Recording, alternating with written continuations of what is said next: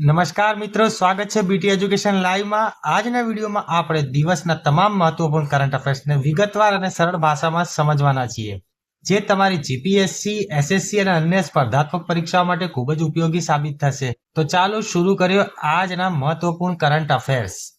તો આજનો પહેલો ક્વેશ્ચન છે કે આંકડા અને કાર્યક્રમ અમલીકરણ મંત્રાલય MOSP દ્વારા પ્રકાશિત મેક્રો ઇકોનોમિક ડેટા અનુસાર ગ્રાહક ભાવ સૂચકાંક એટલે કે કસ્ટમર પ્રાઇસ ઇન્ડેક્સ દ્વારા ગણતરી કરાયેલ ભારતનો વાર્ષિક મુખ્ય છૂટક ફુગાવો મે 2026માં સતત 5મા મહિને ઝડપી બન્યો છે. તે તો આપ જાણતા જ હશો. તો આ મે 2026 માટે મુખ્ય છૂટક ફુગાવાનો દર કેટલો હતો? તો આપણા ઓપ્શન આપી દીધા છે 3.48, 3.53, 3.93 કે 4.25. તો આનો સાચો જવાબ છે 3.93%.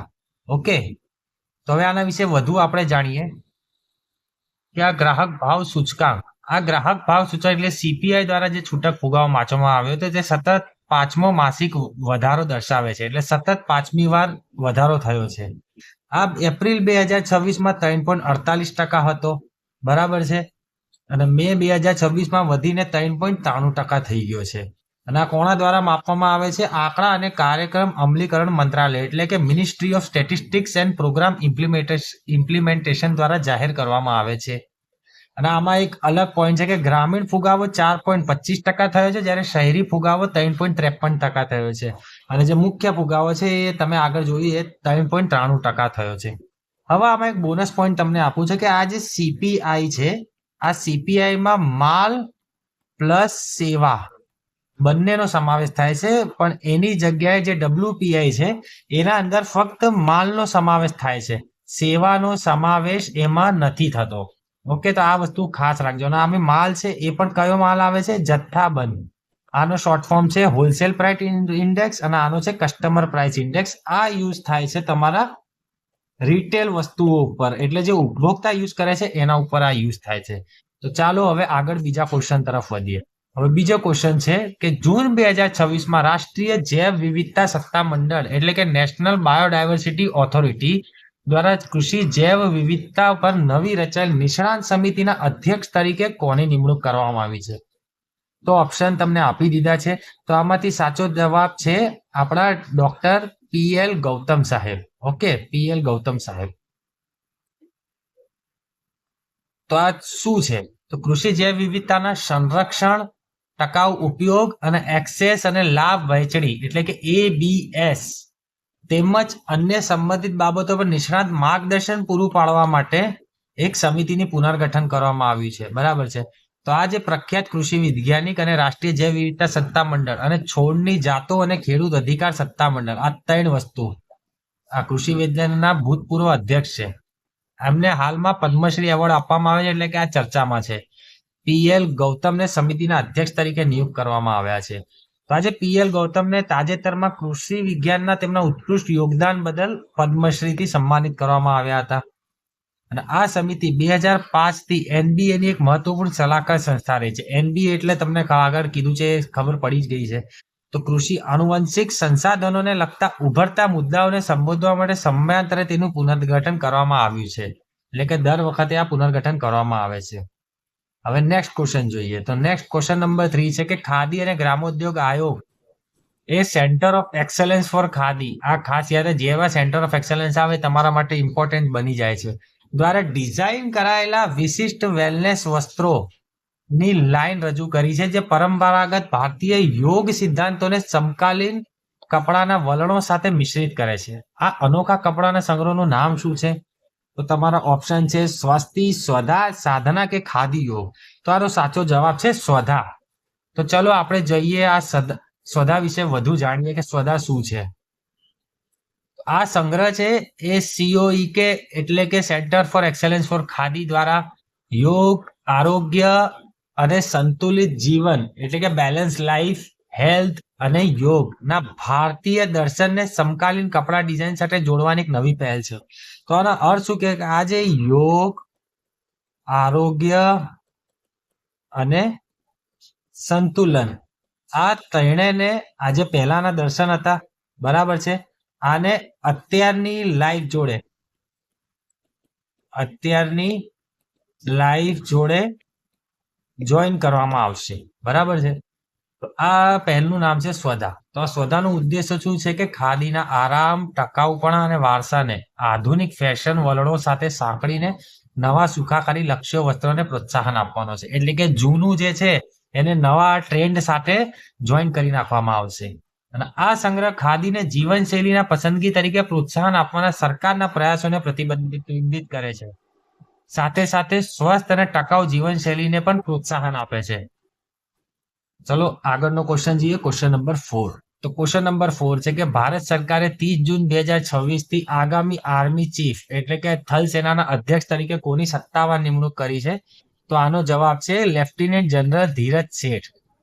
ઓકે, ચલો આગળ ક્વેશ્ચન નંબર 5 આપણે જોઈએ કે ક્વેશ્ચન નંબર 5 છે કે જૂન 2026 માં ઓડિશાના પ્રશંસનીય રીતિ કલાકાર સુદર્શન પટનાયક, આ બહુ ફેમસ છે, રશિયામાં આંતરરાષ્ટ્રીય રીતિ શિલ્પ મહોત્સવમાં પ્રતિષ્ઠિત Russia Grand Sand Master Cup જીતનાર પ્રથમ ભારતીય બન્યા છે.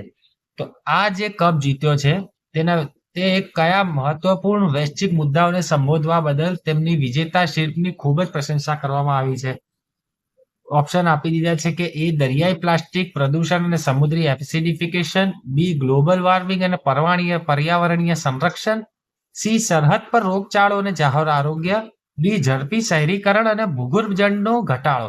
તો આમાં સાચો જવાબ આવશે મિત્રો તમારો ગ્લોબલ વોર્મિંગ અને પર્યાવરણીય સંરક્ષણ. હવે આપણે આના વિશે થોડું હજુ જાણીએ. આ છે ઓડિશાના પ્રખ્યાત રીતિ કલાકાર સુદર્શન પટનાયક, જેમણે રશિયાના ગ્રેન્ડ સેન્ડ માસ્ટર કપ એટલે કે રેતીની આર્ટ માટે એક માસ્ટર કપ હોય છે જે રશિયામાં આયોજિત હતું, તે જીતનાર પ્રથમ ભારતીય બની ગયા છે. તેમણે 11 જૂનના રોજ આ એક બીજું આંતરરાષ્ટ્રીય રેતી શિલ્પ મહોત્સવ હતું, તેમને તે દરમિયાન આ પુરસ્કાર મળ્યો હતો. અને રેતી કલામાં ઉત્કૃષ્ટ યોગદાન આપવા બદલ અને ગ્લોબલ વોર્મિંગના મુદ્દા અને પર્યાવરણ સંરક્ષણના મહત્વને ઉજાગર કરતી વિચાર પ્રેરક રેતી શિલ્પ બનાવવા બદલ સન્માનિત કરવામાં આવ્યા હતા. આ વસ્તુ ખાસ યાદ રાખજો કે સુદર્શન પટનાયક હતા. અને રેતી શિલ્પના બીજા આંતરરાષ્ટ્રીય મહોત્સવમાં વિવિધ દેશોના 12 અગ્રણી રેતી શિલ્પકારોએ ભાગ લીધો હતો. એટલે કે ટોટલ 12 દેશો હતા, 12 કલાકારો હતા. સર્જનાત્મક કલાત્મક શ્રેષ્ઠતા દર્શાવવા માટે એકત્ર થયા હતા. ઓકે, ચલો આગળનો સવાલ છે ક્વેશ્ચન નંબર 6. તાજેતરમાં પ્રકાશિત થયેલા ગ્લોબલ પીસ ઇન્ડેક્સ 2026ના 20મા સંસ્કરણમાં મૂલ્યાંકન કરાયેલા 163 સ્વતંત્ર રાજ્યો અને પ્રદેશોમાં ભારતનો ક્રમ કેટલો છે? ઓકે, તો આના ઓપ્શન આપેલા છે 115, 124, 127 કે 134. તો આનો સાચો જવાબ છે 134. કેવી રીતે આના વિશે શું આગળ છે ચલો આપણે જોઈએ. તો આ જે ગ્લોબલ પીસ ઇન્ડેક્સ છે એટલે કે વૈશ્વિક શાંતિનો સૂચકાંક, આ દર વર્ષે Institute of Economics and Peace દ્વારા વિશ્વભરના દેશો અને પ્રદેશોમાં શાંતિના સ્તરનું મૂલ્યાંકન પ્રકાશિત કરવામાં આવે છે. આ એક સ્વતંત્ર બિનપક્ષપાતી અને લાભકારી થિંક ટેન્ક છે. આ તમને ખાલી કહેવા પૂરતું લાગે છે, પણ જેમ મેં સ્ટડી કર્યું છે એના ઉપરથી આ ઇન્ડેક્સના હિસાબે જોઈને તો લાગે છે કે આ પૂરું પક્ષપાતી જ છે. આમાં ટોટલ 163 સ્વતંત્ર દેશો અને પ્રદેશોનો ક્રમ આપવામાં આવે છે અને આ 99.7% વસ્તીને આવરી લે છે. એટલે લગભગ વિશ્વની આખી 8 અરબ વસ્તીને આવૃત્તિ લે છે. આ 20મી આવૃત્તિ છે જે 2026માં યોજાઈ હતી. 3 વ્યાપક ક્ષેત્રો આમાં આવે છે. ટોટલ 23 ગુણાત્મક અને માત્રાત્મક સૂચકાંકનો ઉપયોગ થાય છે. હવે આમાં કયા કયા છે? એક છે સામાજિક સલામતી અને સુરક્ષા, બી છે આંતરરાષ્ટ્રીય સંઘર્ષ અને ચાલુ, અને 3 લશ્કરીકરણ. હવે આમાં આઇસલેન્ડ એ સતત 19મા વર્ષે વિશ્વનો સૌથી શાંત. કેમ? આમાં એક તો લશ્કરીકરણ નથી, કોઈ આંતરરાષ્ટ્રીય સંઘર્ષ નથી અને સામાજિક સુરક્ષા અને સલામતી આમાં કમ્પ્લીટ છે. પ્લસ એનાથી ઉલટ રશિયાને સૌથી ઓછા શાંતિપૂર્ણ દેશ તરીકે સ્થાન આપવામાં આવ્યું છે. વાહ! પાકિસ્તાન નથી આમાં સૌથી, આમાં આફ્રિકાના કેટલાક દેશ જ્યાં અત્યારે વિદ્રોહ ચાલી રહ્યા છે એ નથી, પણ આમાં રશિયા છે કેમ કે એણે યુક્રેન એટલે કે નાટો દેશ પર આને હુમલો કરે છે એટલા માટે. આ મેં કીધું હતું ને કે આ બિનપક્ષપાતી તો છે જ નથી, બરાબર. આમાં ઇઝરાયલનો પણ એ જ રીતે સમાવેશ કરવામાં આવ્યો છે. ચલો આગળ બીજો ક્વેશ્ચન જોઈએ, ક્વેશ્ચન નંબર 7. તો ક્વેશ્ચન નંબર 7 છે કે આઈસીસી મહિલા T20 વર્લ્ડ કપ 2026 ની 10મી આવૃત્તિ 12 જૂનના રોજ સત્તાવાર રીતે શરૂ થઈ. આ મહિલા ટુર્નામેન્ટ કયા 2 દેશોમાં યોજાઈ રહી છે? તમારા ઓપ્શન છે ઇંગ્લેન્ડ, ન્યુઝીલેન્ડ, દક્ષિણ આફ્રિકા, ઝિમ્બાબ્વે, ઇંગ્લેન્ડ, વેલ્સ અને ભારત, શ્રીલંકા. પેપર વાંચતા હશો તમે, ક્રિકેટના રસિયા છો અને એમાં વિમેશનું જોતા હશો તો આનો જવાબ તો તમને ખબર જ હશે કે ઇંગ્લેન્ડ અને વેલ્સ.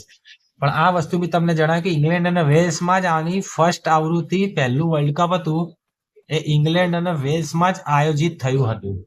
ઓકે, ઇંગ્લેન્ડ અને વેલ્સમાં જ આયોજિત થયું હતું. તો ચાલો આપણે નેક્સ્ટ ક્વેશ્ચન જોઈએ. તો નેક્સ્ટ ક્વેશ્ચન છે ક્વેશ્ચન નંબર 8. ક્વેશ્ચન નંબર 8 છે કે જૂન 2026માં સૂર્ય અને પૃથ્વીનું લાંગ્રાન્જ પોઈન્ટ 1 પર SOLAR-1 નામની એક અદ્યતન અવકાશ હવામાન દેખરેખ સંપત્તિ સત્તાવાર રીતે સક્રિય કરવામાં આવી હતી, જેથી વિક્ષેપકારક અને તોફાનોની ઝડપી પ્રારંભિક ચેતવણીઓ મળી શકે. આ સમર્પિત ઓપરેશનલ ઉપગ્રહ કયા દેશે વિકસાવ્યો છે અને તેની માલિકી ધરાવે છે? આ સરસ ક્વેશ્ચન છે, સાયન્સ અને કરંટને જોડતો. આમાં ઓપ્શન છે જાપાન, ચીન, ભારત કે યુનાઇટેડ સ્ટેટ. તો ભારત ટીક ના કરી આવતા, જાપાન બી ના લગતા, ચીન આવું કરવાનું નથી અત્યારે. તો આનો જવાબ છે United states of America, US. Donald Trump. તો આ છે શું? તો આના વિશે સૂર્ય પૃથ્વી લાંગ્રાન્જ પોઈન્ટ.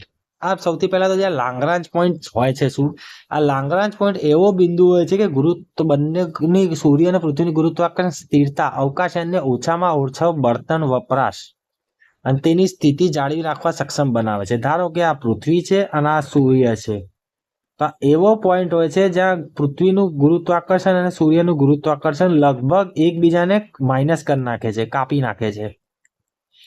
બરાબર છે. ઓકે, અને આ ઉપગ્રહ શું કરશે? આ ઉપગ્રહ સતત સૌર પવનોને માપશે, જે પૃથ્વી પર પહોંચતા પહેલા કોરોનલ માસ ઇજેક્શનને ટ્રેક કરે છે. કોરોના એટલે જે સૌર પવનો નીકળે છે જે પૃથ્વી તરફ, જે આપણે ચુંબકીય સમય આવી ઇમેજ તો જોઈ હશે, જે પૃથ્વીને આવી રીતે બતાવે છે, બ્લુટૂથ ચુંબક આને નુકસાન કરે છે. તો આ એને તરત જ માપી લે છે આ લાંગ્રાન્જ પોઈન્ટ પર, એટલે પૃથ્વીથી બહુ જ આગળ કહેવાશે.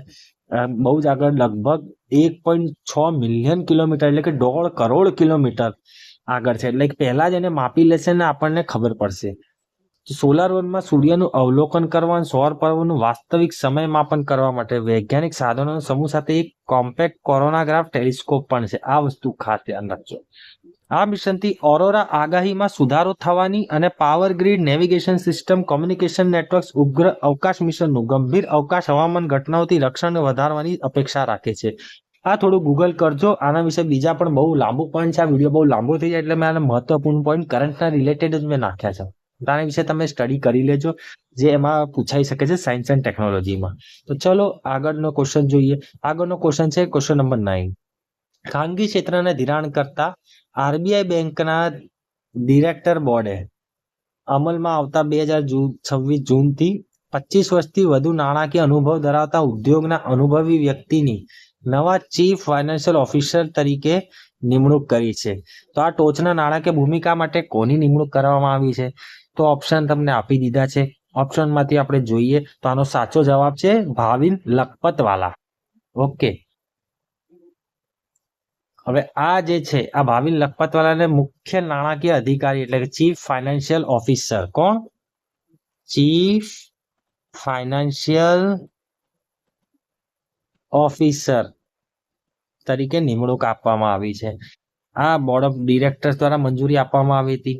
આ ભાવિન લખપતવાલા પહેલા એચડીએફસી એક બેંકમાંથી આરબીએલ બેંકમાં જોડાયા, જ્યાં તેમણે નાણાકીય વ્યવસ્થાપન અને બેન્કિંગ કારભારીમાં બહોળો અનુભવ મેળવ્યો. ઓકે, ચલો નેક્સ્ટ ક્વેશ્ચન વિશે જોઈએ. Question number 10. તો ક્વેશ્ચન નંબર 10 છે કે મહાન બેટ્સમેન અને ભૂતપૂર્વ કેપ્ટન કેન વિલિયમસન 15 વર્ષની પ્રખ્યાત કારકિર્દી બહુ સારી હતી, આંતરરાષ્ટ્રીય ક્રિકેટમાંથી નિવૃત્તિની જાહેરાત કરી રહી છે. તો તેમણે જે આંતરરાષ્ટ્રીય મંચ પર કયા દેશનું પ્રતિનિધિત્વ કર્યું હતું? બધાને ખબર જ હશે. આનો સાચો જવાબ છે ન્યુઝીલેન્ડ. ઓકે, આશા રાખું છું. Thank you for watching. ખૂબ ખૂબ આભાર વિડીયો જોવા માટે. ગમે હોય તો લાઈક, શેર, સબસ્ક્રાઇબ, ફોલો કરવાનું બિલકુલ ના ભૂલતા. અને આ લેક્ચરની પીડીએફ ટેલિગ્રામ પર અવેલેબલ છે, તો લિંક બાયોમાં અને ડિસ્ક્રિપ્શનમાં આપી દીધી છે. તો ફોલો કરવાનું, સબસ્ક્રાઇબ કરવાનું બિલકુલ ના ભૂલતા. Stay tune, B T education live.